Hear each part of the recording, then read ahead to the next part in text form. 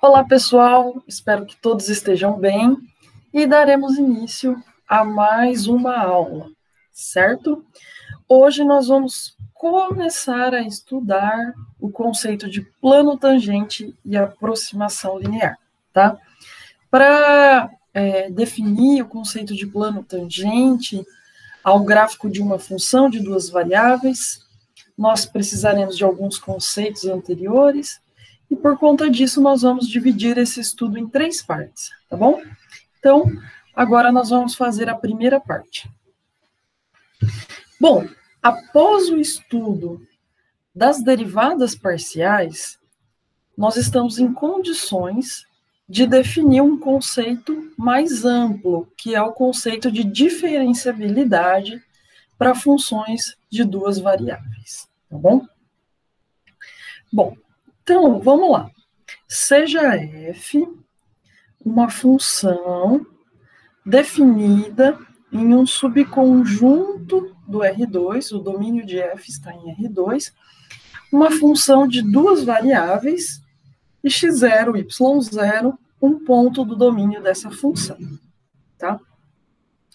Bom, com o intuito de entender o que acontece em uma vizinhança, né, nas proximidades de f de x0, nós já fizemos um estudo de uma determinada, de um tipo de aproximação de f nesse ponto. E o estudo que nós fizemos foi o estudo das derivadas parciais. Ou seja, a derivada parcial de f com relação a x no ponto x0, y0, essa derivada, quando ela existe, ela é uma derivada que está associada com um acréscimo, com uma variação, uma pequena variação, que é feita apenas na primeira coordenada, na variável referente à primeira coordenada do R2, certo? Então, essa é a derivada com relação a x. Nós já vimos também que, de maneira semelhante, na verdade, exatamente análoga, é possível verificar se existe a derivada parcial de f com relação a y. E aí, nesse caso, o acréscimo ele é feito na segunda coordenada, tá? Que corresponde à segunda variável. Tudo bem? Porém, agora, nós, uma vez que nós já conhecemos o conceito de derivadas parciais, nós podemos avançar um pouco mais e podemos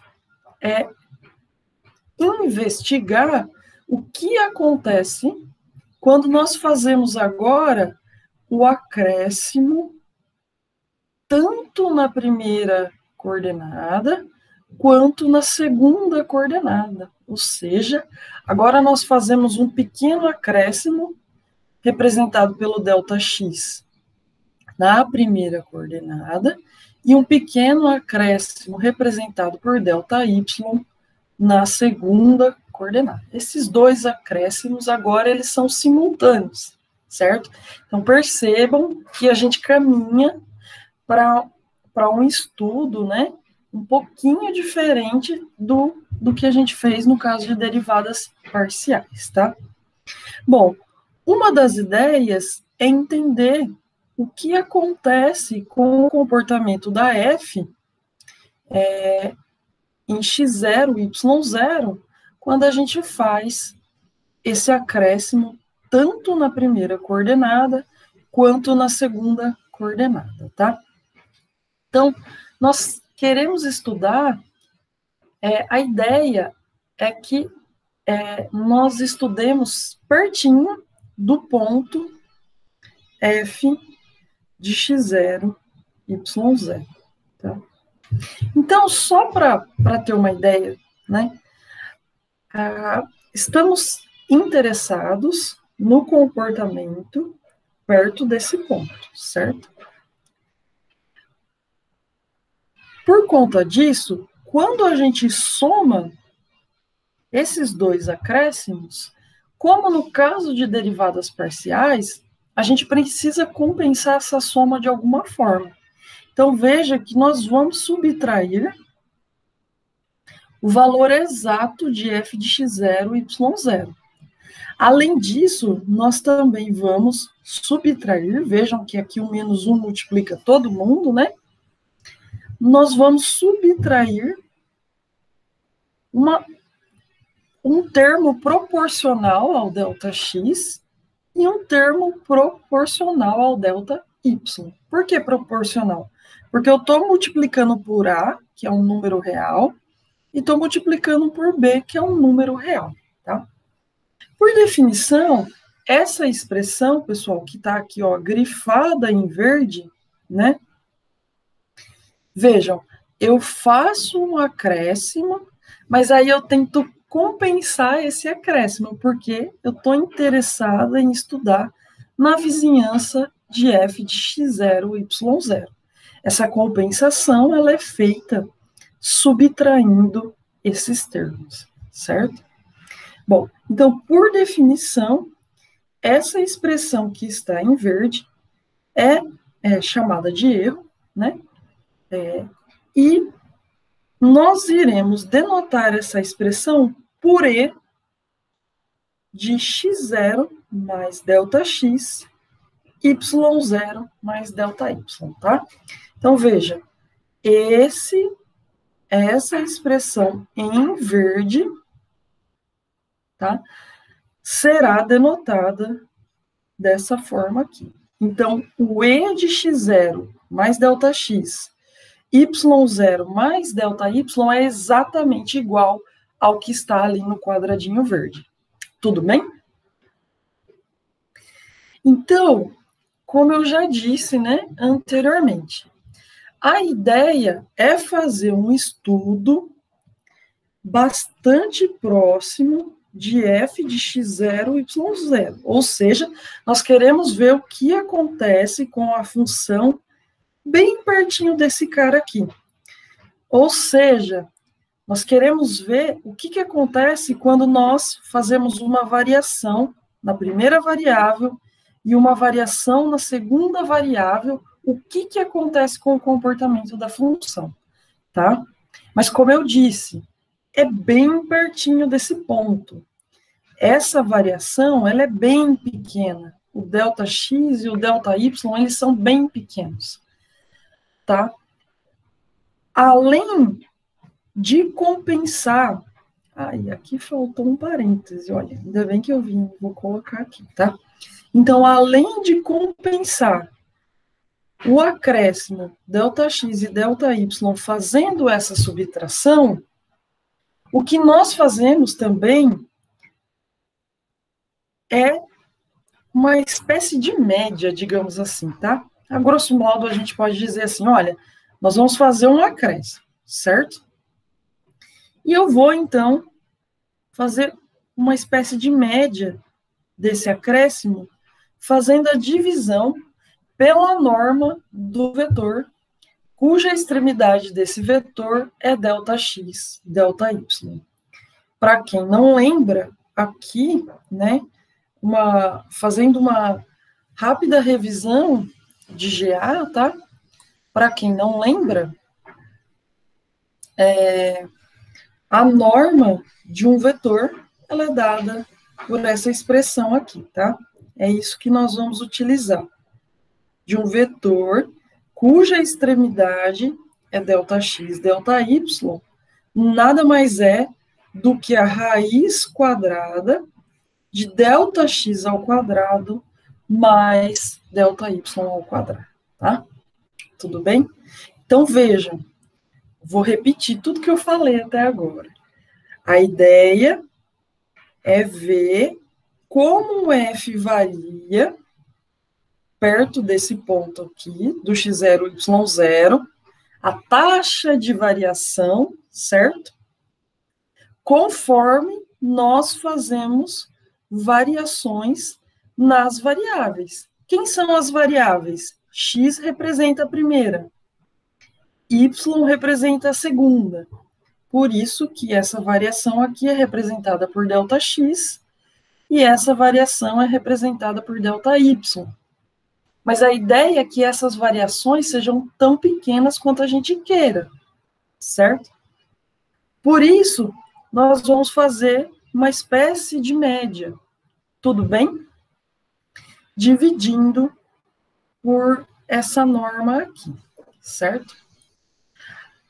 Além disso, como eu acabei de mencionar, a ideia é que essa norma, né, a ideia é que esses termos, né, eles sejam tão pequenos quanto a gente queira.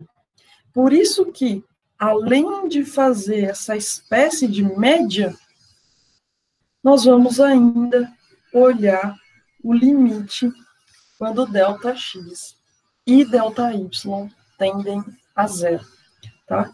Então, pessoal, nós dizemos que uma função f de duas variáveis a valores reais é diferenciável em x0, y0, um ponto do seu domínio, se existem constantes reais, ou seja, números reais fixos, a e b, tal que o limite do erro sobre a norma de ΔX, ΔY, quando ΔX e ΔY tendem a zero, for igual a zero, tá? Então, vejam, essa é a definição de diferenciabilidade. É uma definição mais ampla que os conceitos de derivadas parciais, tudo bem? Mas eles têm relação. Já dá para perceber que existe uma relação entre esses conceitos. Não está muito claro ainda qual é, mas dá para perceber que tem, faz sentido. Por quê? Quem é o E? Nesse limite, aparece essa expressão, certo? É o E cocientado pela norma. Mas quem é o E? O E, por definição, é essa expressão aqui, certo? Onde nós temos essas variações. E é por isso que dá para... A gente pode pensar que tem uma relação com as derivadas parciais, tá bom? E vejam, as constantes reais lá da definição de diferenciabilidade são essas duas aqui, ó. Uma que multiplica ΔX, que a gente está chamando de A, e a outra que multiplica ΔY, e que nós estamos chamando de B. Tudo bem? Então, mais uma vez, olhando aqui para a definição de diferenciabilidade, vejam, não parece ser uma tarefa simples mostrar que uma função é diferenciável pela sua definição, né? Às vezes, pode ser simples, dependendo da função, tá? Mas, às vezes, isso pode ser muito complicado, porque nós precisamos encontrar uma... olha tudo que nós temos que fazer.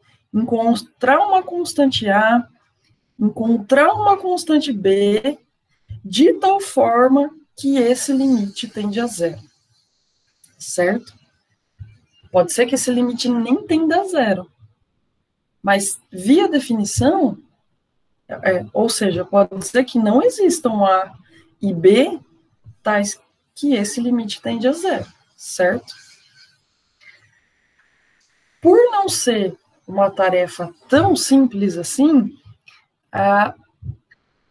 algumas pessoas se dedicaram a estudar resultados que nos auxiliam a estudar, a determinar se uma função é diferenciável ou não em um determinado ponto, tá? E nós vamos passar, a partir de agora, a estudar esses resultados, tudo bem? Então, o primeiro resultado é o Teorema 1, tá? E ele diz o seguinte, esse resultado, se vocês se lembrarem, pararem para lembrar um pouquinho, lá em cálculo 1 tem um resultado análogo a esse, tá?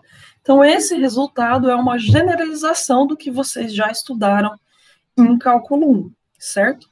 E esse teorema diz que se uma função de duas variáveis for diferenciável em um ponto x0, y0 do seu domínio, então f é contínua nesse ponto, certo? O teorema diz, se f for diferenciável em um ponto, então ela é contínua nesse ponto, certo? Antes de continuar, vamos fazer um rápido lembrete do seguinte fato. Quando nós temos uma afirmação, como no Teorema 1, do tipo uma afirmação P implica na outra afirmação Q, tá?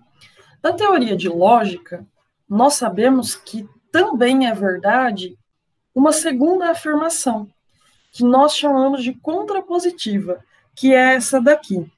A negação de Q implica na negação de P, certo? Ou seja, se não é verdade a afirmação Q, então não é verdade a afirmação P, certo? Isso é a contrapositiva. Então, qual é a contrapositiva do Teorema 1, certo? A contrapositiva do Teorema 1 é essa daqui. Ó, a gente tem que negar a segunda afirmação. Então, é o seguinte, se f não é contínua, ó, não, tá grifado até de vermelho aqui, é contínua em um ponto x0, y0, então, nós podemos garantir que f não é diferenciável em x0, y0. Essa é a contrapositiva do Teorema 1. Ou seja, o Teorema 1 nos traz nós podemos ver ele de duas maneiras. Uma, como ele está enunciado aqui, né? E a outra forma é como está escrito aqui, que é a informação que, se f não é contínua em x0, y0, então f não é diferenciável nesse ponto. Essa informação aqui, ela é muito, muito útil, tá? Então, pessoal, como eu falei, eu gosto muito desse símbolo para denotar coisas extremamente importantes.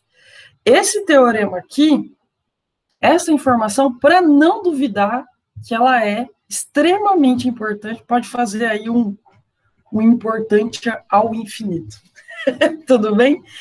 É só uma brincadeira, mas é para vocês lembrarem que vocês estão proibidos de esquecer essa informação aqui, tá?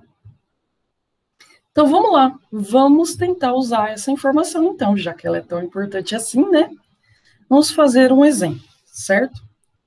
Então, olha, seja a função f de xy dada dessa forma aqui, tá? Isso é uma função que a gente diz que é definida por partes, tá? Tudo bem?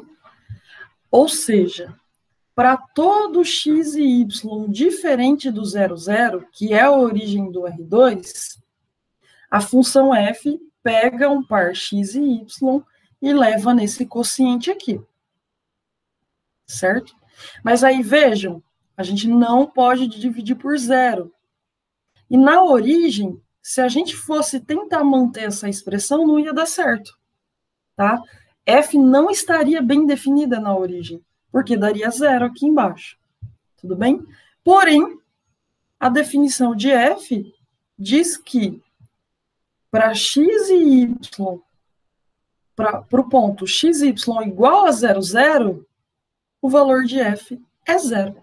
Ou seja, f, o que está escrito aqui, é que f de 0, 0 é igual a 0. Para qualquer outro ponto, o valor de f é dado por essa expressão. Tá? Então, veja, aí temos uma pergunta. Essa função aí é diferenciável no ponto x0, y0 igual a 0, 0, certo? Se nós fôssemos tentar fazer pela definição, ia dar um certo trabalhinho. Mas olha, a gente sabe que a informação que está proibida de esquecer é verdadeira, que é essa daqui. Se f não for contínua, então f não é diferenciável. Então, uma primeira coisa que a gente pode tentar fazer é verificar se a f é contínua ou não. Se ela não for contínua, poderemos afirmar que a f não é diferenciável. Bom, então vamos ver se ela é contínua. Lembra, para uma função ser contínua em um ponto do seu domínio, o limite da função, quando x e y tende a esse ponto, no caso é o 0, 0, tem que ser exatamente igual ao valor da função nesse ponto. Nós sabemos que o valor da função em 0, 0 é 0. Então, para ela ser contínua, a gente precisa mostrar que esse limite existe e que, além disso, ele é 0. Vamos ver se isso é verdade, tá? Bom, olha.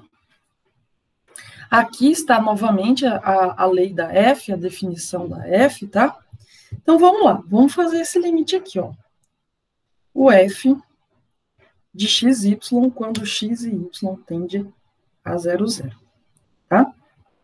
Então, eu vou escolher... Lembra que nós já vimos que se esse limite existe, ele tem que existir por todos os caminhos com que eu me aproximo da origem e tem que ser igual. Além de existir, tem que ser igual, tá?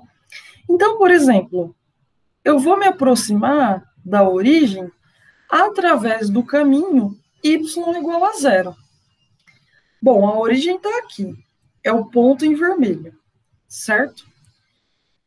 Quem é o caminho y igual a 0? Quando y igual a 0, nós nos aproximamos da origem por um caminho exatamente em cima do eixo x, certo? Que é esse que eu estou pintando de abóbora aqui. Isso que eu estou pintando de abóbora são os pontos quando y é igual a 0. Então, nos aproximar da origem, através desse tipo de ponto, é caminhar na direção da origem por aqui, certo? Tudo bem? Mas vejam que quando nós caminhamos por esses pontos em abóbora, pelo caminho em abóbora, que são os pontinhos que eu estou fazendo de preto agora, esses pontinhos aqui, ó, que eu estou fazendo de preto, tá? Vejam, todos esses pontinhos que estão nos caminhos abóbora, eles são a origem do R2? Não, eles não são, né? Nesses pontos aqui, o y é 0. Só que x não é 0. X é diferente de 0. Portanto, não é a origem, tá? Por exemplo, um outro aqui. Sei lá, que eu vou chamar de x til, né? Veja que y é 0, mas o x til não é 0. Ou seja, nós estamos nessa situação aqui. A situação em que o par xy não é a origem do R2, tá? Então, quem é o valor da função nesses pontos? É esse daqui, tá? Então, calcular o limite de f de xy, quando x e y tende a 0, 0, por esse caminho, é calcular o limite dessa expressão aqui, mas por esse caminho, quando o y é igual a 0. Ora, se y é igual a 0, eu posso vir aqui e substituir y por 0, certo? Então, vamos terminar esse limite. Se nós podemos substituir y por 0, isso fica x² vezes 0, dividido por x à quarta mais 0 ao quadrado. Mas olha, no numerador, 0 vezes qualquer coisa é 0. Então, no numerador, nós temos que esse limite é igual a 0 quocientado por x à quarta, quando x tende a 0. Mais 0 dividido por qualquer coisa é 0. Então, isso é o limite de 0 quando x tende a 0. E isso nada mais é do que 0. Então, veja, fizemos o limite por uma direção apenas. Qual direção? Essa daqui. Deu 0. Significa, então, que para esse limite existir, por todas as outras direções, que são infinitas, o limite tem que dar 0 também, tá? Mas, vamos fazer o seguinte agora. Vejam que essa direção aqui que eu vou pintar de azul é uma direção possível. Essa aqui, ó, é um caminho possível, certo? Eu estou me aproximando da origem. O desenho está meio tortinho, né? Mas a ideia é que isso seja uma parábola, tudo bem? Me aproximando da origem por uma parábola. Esse é o caminho que nós vamos fazer agora. Então, nós vamos fazer esse limite, mas por esse caminho aqui, ó, o caminho y igual a x ao quadrado. Novamente, a mesma brincadeira. Se eu pinto aqui os pontos, ó, em cima desse caminho, vejam, eu estou exatamente em cima desse caminho. Esses pontos que eu estou fazendo de abóbora, essa aproximação da origem, nenhum desses pontos em abóbora é a origem, obviamente, porque aqui, né, nem o x, nem o y são iguais a 0, né? Ambos são diferentes de 0. Portanto, não é a origem.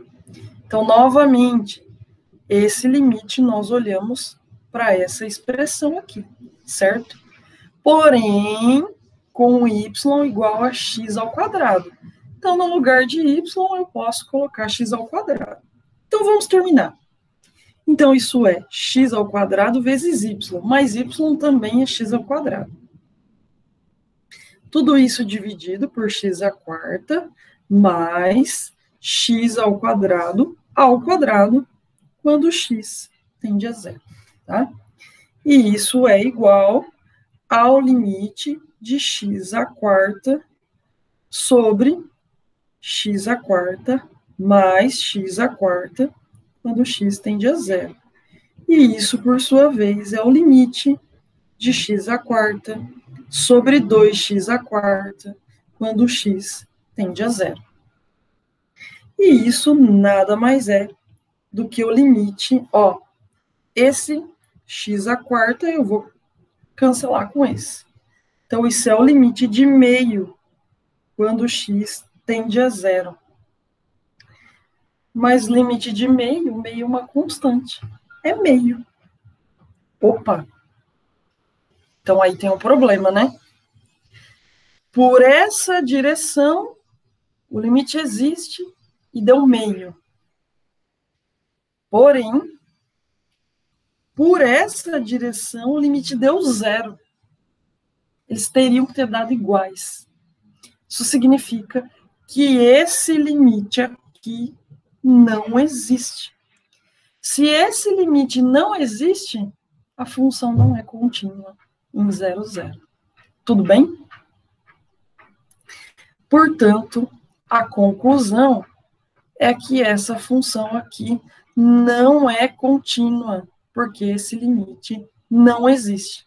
Se ela não é contínua, daquela afirmação que a gente não pode esquecer, nós sabemos que f não é diferenciável em 0, 0, certo? Bom, vamos conversar mais um pouquinho sobre o Teorema 1. Vejam, o Teorema 1, nós podemos olhar ele de duas maneiras. Qual maneira? A primeira maneira é como está enunciada no Teorema 1. É a informação que diz que se f é diferenciável, então f é contínua em um determinado ponto. A contrapositiva nos traz uma informação equivalente e diz que se f não é contínua, então f não é diferenciável, tá? Cuidado, quando a gente tem um teorema do tipo desse aqui, e quando a gente usa com muita frequência essa contrapositiva aqui, é muito comum a gente fazer uma confusão e criar uma terceira afirmação. Mas vejam, vou observar aqui, tá? Bem colorido. Então, atenção, não existe uma terceira afirmação. Nós temos duas afirmações, como eu já falei. Não existe uma terceira, tá? Ou seja, não podemos afirmar que se f não for diferenciável em x0, y0, então f não é contínuo em x0, y0. Isso é falso. Isso não é verdade. Então, eu vou grifar aqui, para ficar mais colorido ainda, eu vou grifar, ó, se f não for diferenciável, então f não é contínua. Isso que eu falei é mentira. Isso não é verdade. Está escrito em azul que essa informação é falsa, tá? Ou seja, existem funções que não são diferenciáveis em um determinado ponto, mas que são contínuas nesse ponto. Tudo bem? Um exemplo onde isso acontece é esse daqui, tá? Nós vamos fazer esse exemplo com bastante calma na próxima aula, tá bom? Mas esse exemplo é um exemplo que, vejam, essa função aqui, a f de xy, é igual a x elevado a 1/3, que é a raiz cúbica de x, vezes y elevado a 1/3, que é a raiz cúbica de y, tá? A pergunta é, essa função é diferenciável na origem? Nós vamos ver na aula que vem que não. Essa função não é diferenciável na origem, tá? Aqui, ó, vamos grifar de verde. Ela não é diferenciável na origem. Porém, essa função é contínua na origem, certo? Porque ela é o produto de duas funções contínuas. Então, ela é contínua, tá? Esse é um exemplo de uma função que não é diferenciável na origem, mas é contínua na origem. Ou seja, é um exemplo que essa informação que está no quadrado em abóbora é falsa. Tudo bem? Bom, então é isso, pessoal. Nós vamos parar por aqui e nós nos vemos em breve. Tchau, tchau. Muito obrigada pela atenção.